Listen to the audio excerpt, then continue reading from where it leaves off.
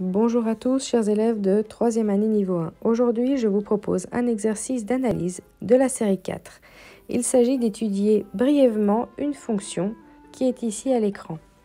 Une fonction rationnelle et on doit commencer par la dériver. Ici, c'est une étude de fonction pas complète. Pour dériver une fonction rationnelle, on a besoin de la formule de u sur v', qui est égale à u' fois v moins u fois v' sur v carré. On observe ici que ce qui jouera le rôle du u est de la forme g rond f. Donc, on doit dériver d'abord g, on laisse f tel quel à l'intérieur et on recopie f, donc on ne l'a pas dérivé. On devra dériver ensuite. Ici, dans le rôle du f, on a x-2. Dans le rôle du g, on a donc le carré. On dérive le carré et ensuite, on n'a pas dérivé l'intérieur. Il faut donc dériver x-2 qui est donc 1, sa dérivée.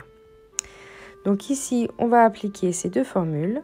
Donc le haut, c'est le u, le bas, c'est le v.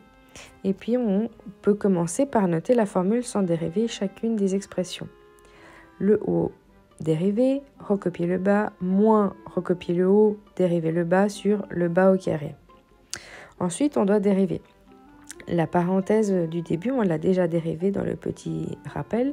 Et puis ensuite, x carré, la dérivée c'est 2x et la dérivée de 4x c'est 4, puisque c'est une droite, c'est sa pente. Pour le reste, que de l'arrangement algébrique, on va essayer de voir s'il y a des termes qu'on peut mettre en évidence pour simplifier l'expression. Ici, on va vouloir mettre le x-2 et le 2 en évidence. Et puis ensuite, on va voir qu'est-ce qui restera dans la grande parenthèse. Il faudra développer l'identité remarquable, évidemment, et en distribuant le moins, on va voir que le x carré va se simplifier et le 4x aussi. Il ne restera que le 4 avec un moins, et ça donnera donc moins 8 en haut, avec toujours cette parenthèse de mise en évidence de x-2. Pour la question suivante, nous avons le tableau de signes de f et le tableau de variation de f'. Commençons par le tableau de signes de f. Le numérateur, le dénominateur, on les a facilement ici factorisés. Et maintenant, on va simplement placer les zéros et les valeurs exclues du domaine. Pour le tableau de variation de f, il s'agit de faire donc un tableau de signes de la fonction f'. On tirera de la dernière ligne des signes de f' la croissance de la fonction f. Ici, donc, on a une droite et pas une parabole, une fonction au carré. On a les mêmes zéros. Par contre, ici, on va avoir un résultat différent à la dernière ligne. Quand f' est positive, f est croissante. Quand f' est négative, f est décroissante. N'oubliez pas les asymptotes verticales, on va étudier cela juste après. Et entre une zone de croissance suivie d'une zone de décroissance, on avait un maximum. Pour les limites en 0+, 0 c'est donc une valeur exclue du domaine. On va regarder la valeur du numérateur qui est de 4, puis le signe du 0 se lira dans le tableau de signes de f. On a ici par règle des signes qu'on a moins l'infini puisque constante sur 0 donne plus ou moins l'infini et le plus ou moins est déterminé par le signe du 0.